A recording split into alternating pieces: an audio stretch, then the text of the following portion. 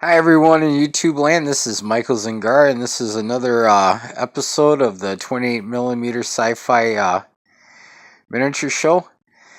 Today we're going to talk a little bit about fantasy and the game of Frostgrave. There's a lot of videos out there doing reviews and such, so basically go watch those if you want a review of it. But if you want to know what miniatures you'll need to buy to do a warband and how they're supposed to look, what companies you can use. Nice thing about Frostgrave is it is a miniature neutral game, but also has manufactured boxes of miniatures that you can get.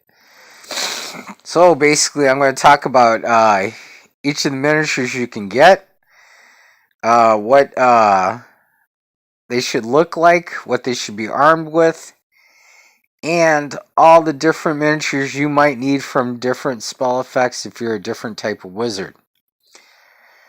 Alright, so of course you're going to need a wizard. Basically, no type of armor. What I haven't seen, but there is rules in the books, he can be armed with a two-handed weapon. He gets a bonus for that. He could be armed with a sword and a dagger. He gets a bonus for that. He gets a staff and a dagger for free. And he can also be armed with a bow. Your apprentice can also be armed just like your wizard, with the only exception is they can be dagger, staff, or both. They don't get the bonuses. Okay, so basically, kind of figure out what school that you want to get. You know, if you get a necromancer, get a necromancer looking miniature. North Star does make a lot of nice miniatures for the different classes. And basically, as far as the books that I have currently, all this resource material will be from Forgotten Pacts, Thought of the Lich Lord, and Frostgrave Folio. Alright, now as far as your mercenaries or soldiers go, we're going to go through them, and basically these are my suggestions. And this is so that you'll have the greatest possibility for making a list when you go and do a game, because every game your mercenaries can change. And you are entitled to pull magic. Like if you give a magic item to a mercenary, you're entitled to pull that item off the actual mercenary too. So let's start with the basic guys. And I think you should have 2 to 3 warhounds. You can use a dog, a wolf, a dire wolf miniature, etc. Anything that's kind of on 4 legs that's not too outrageous, that's kind of hound-like, you can use. If you come a lynch, you can use the skeletal hound. And that'll be good for that figure for your warband. As far as thugs go, I think you should build at least 3 of these. And when they become too weak and you get higher leveled up, you can use them as pack mules because they're armed the same. As far as armor, they should be walking around with very little armor. And you can put any darn hand weapon you want, from a sword to a mace, to a club, to a spear. You can arm them like that. Alright, the next character, mercenary, is the thief. You basically want to find a thief model. Not very heavily armored one. You know, do the cloak kind of thing. And he can be armored with a dagger or a short sword. Alright, your next group are your archers. And the archer model also works as your as a tracker. You're looking for lightly armored or leather armor and a bow. And that'll cover that. And for the crossbowman, you're looking for light armor, crossbow, and a dagger or a short sword. Now, if you look at the tables, it'll just say dagger, but they explain that the dagger is basically, it could be up to a small short sword. Alright, for infantrymen, you can go two ways with this.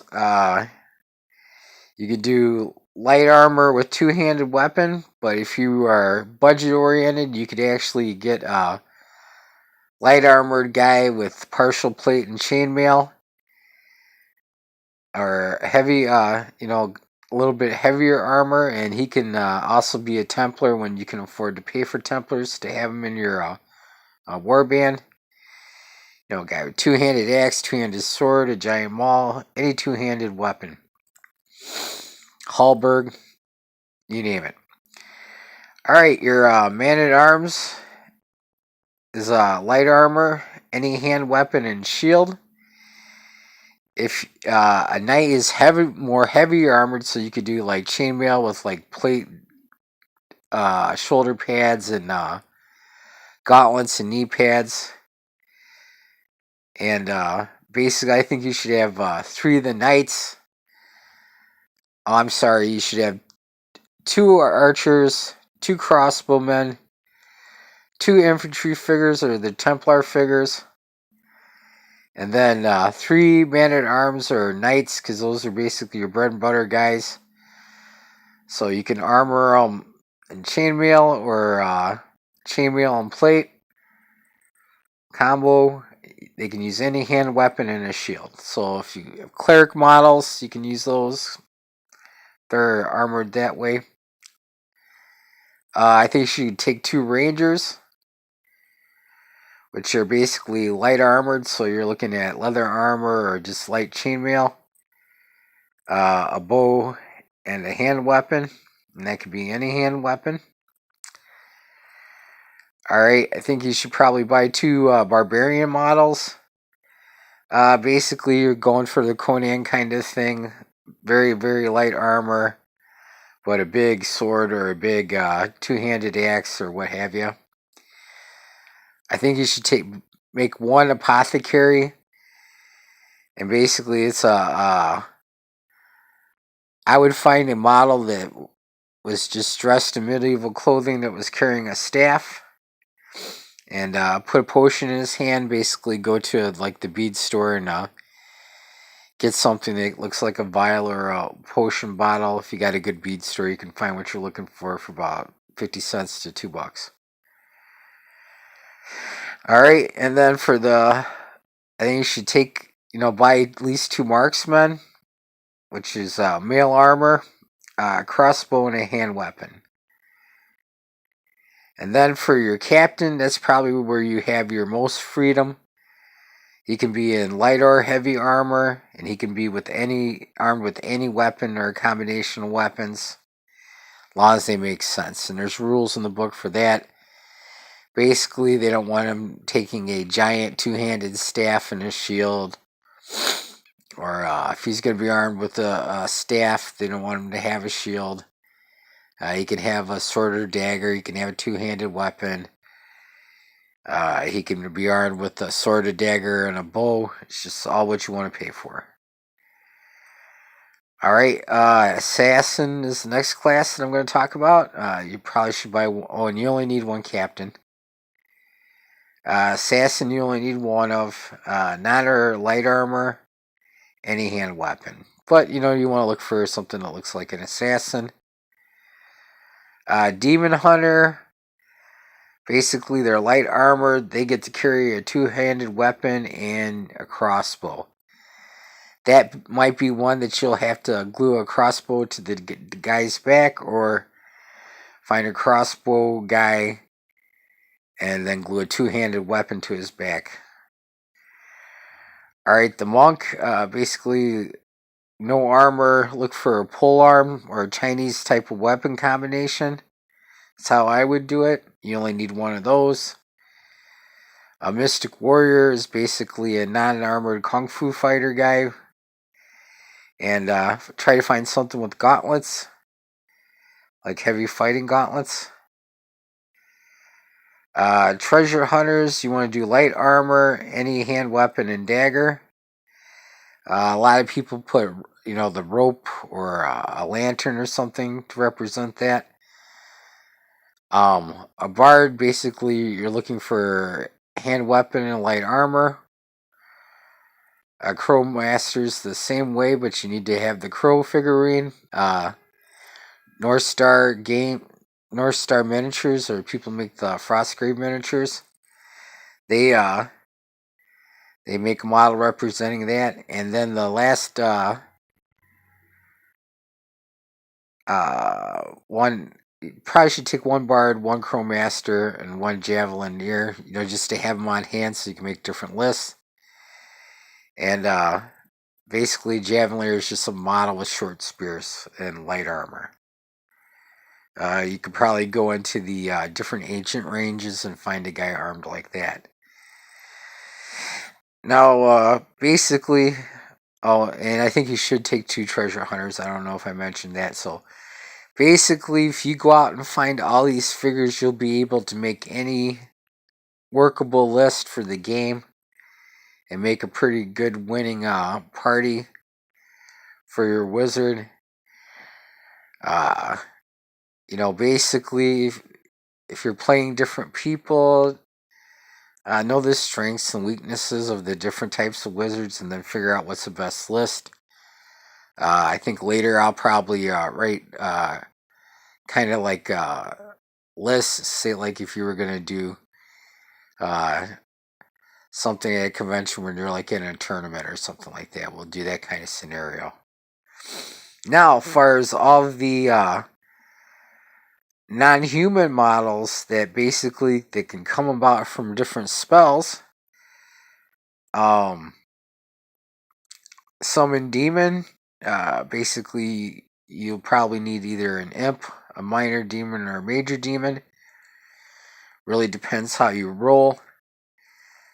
The illusionist has got a monstrous form, so if you want to turn into a dragon man or a dragon or something like that, and you want to represent that on the table, you got to get that figure. Animal companion, you can end up with a bear, a wolf, a snow leopard, or an ice toad. So go ahead and go out and find those models. Animated construct, which is basically a golem. So they come in 3 sizes: small, medium, large. Basically, you can choose what material you want to make it out of. So that lets you go find it. There is a familiar spell for the wizards that have access to the witch school. Basically, there's Ralparth that did it. Probably the easiest to find now would be Reaper. You can go and buy different little small familiars, and basically you want to attach those to your wizard. They're not really a combat thing. They just give you a bonus as far as like dying and stuff like that, and hit points per se. There is an imp spell. So basically you want to have an imp if you have a summoner and you're going to want to cast that spell. And there is a raised zombie. You want to have a zombie miniature for that. I personally don't like zombie miniatures that much, so I'm going to use the skeleton, just proxy it in and use the same stats. But basically, they do put out a few boxes of miniatures for Frostgrave, so where you can find the animals, you can find some of these. And as far as the soldier box, that is a very good source for these really lightly armored guys. So that's a pretty decent deal. I think it roughly goes for about $35. It's made by North Star Games. And that would be a good way to get these lightly armored guys. Of course, probably the best option is if you have to go out and buy any of these figures new, is to go out and buy Reaper. They have a figure finder on their website where you can type in what weapons you're looking for, what sex of individual you're looking for, and stuff like that. And they'll show you the options that you can order from their line. Some of the figures, they're not what I'd say expensive. They're a little bit pricey. I mean, they're not like confrontation figures where they're like 15 and $30 and all that crazy crap. If you're paying $30 for a little 2-inch model, you're pretty damn crazy in my book. But if you love it, you love it. Each to his own. But you won't catch me doing it. That's going to have to be a hell of a model for me to do something like that. So basically, another good source that people don't think of is Raul Partha. Those people live in Europe. You can still order that, and there's a Raul Partha European site if you Google it. Iron Wind Metals makes a lot of their same miniatures. So, you're looking at like 20 years of figures. And the more realistic scale, the Frostgrave stuff is heroic scale, but just barely into heroic scale, where the wrists are too thick. It's not really what I would call true 28 millimeter true scale guys. But there's tons. Old Glory is a good option for miniatures. They're fairly cheap. Another good source would be EM4. They've got some fantasy miniatures. Super cheap. So basically, you can go with the theme and really work with it. There's a lot of companies out there where you can get stuff. There's a lot of small boutique companies too that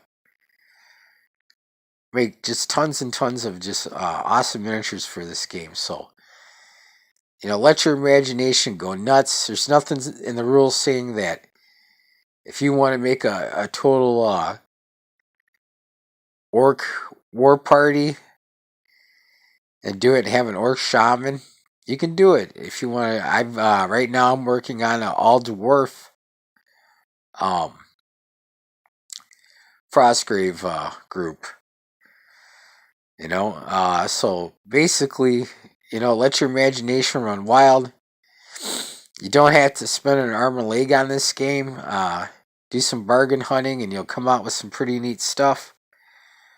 But basically, let me do a quick count here. Let's see. If you follow my recommendations, you probably need to buy this many miniatures. Let's see.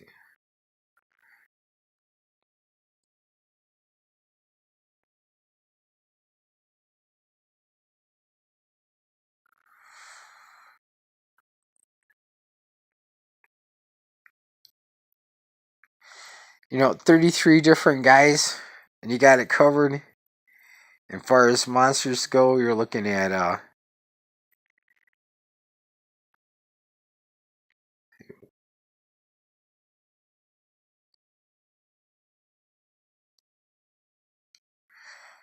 14 different monsters. There is one thing for summoners. There's it's a centipede warrior type demon. If you take a certain patron in the Forgotten Packs book that you can get, basically it's a pretty cool model. It's made by North Star. It's a Coelopendria, which is a centipede centaur, basically. And that model looks pretty good. It's pretty awesome. So, basically this will give you maximum coverage. You don't have to play every mercenary type. You don't necessarily have to. If you want to buy the heavily armored stuff and just say they're lightly armored when you're a low level wizard where you wouldn't want to, when you get to be a high level wizard where you wouldn't want to use them anymore, you can. Normally you have 10 people in a party. Most of the time when you take a monster, it replaces a guy. I think there's a certain location in the game, if you take it, you can have 11 guys in the party.